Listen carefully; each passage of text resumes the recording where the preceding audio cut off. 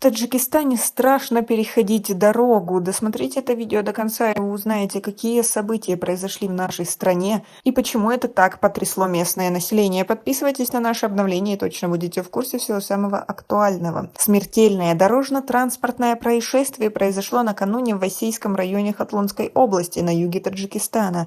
Как сообщает пресс-центр МВД Таджикистана, накануне поздно вечером 32-летний житель Фархорского района, водитель автомашины Opel Astra на большой скорости сбил осла. Сбив четвероногое животное, автомобиль перевернулся несколько раз. К сожалению, на месте происшествия погиб 31-летний пассажир иномарки, житель района Фархор.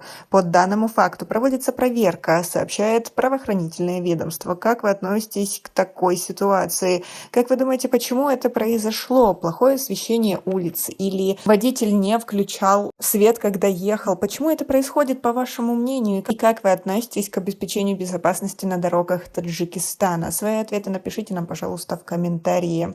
3 человека, все женщины, погибли в результате ДТП накануне в Сагдийской области на севере Таджикистана. Как сообщает пресс-центр Министерства внутренних дел Таджикистана, на автодороге Бабаджон-Гафурова-Канибадам водитель Opel Vectra, 34-летний житель Бабаджон-Гафуровского района, сбил 2 пешеходов.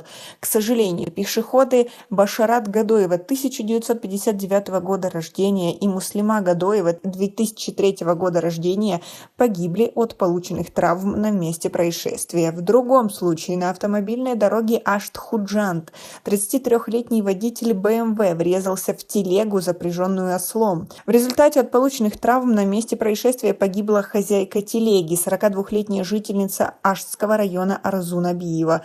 По указанным фактам проводится соответствующие мероприятия, сообщает правоохранительное ведомство. Как вы думаете, почему именно в тех районах чаще всего происходят автокатастрофы?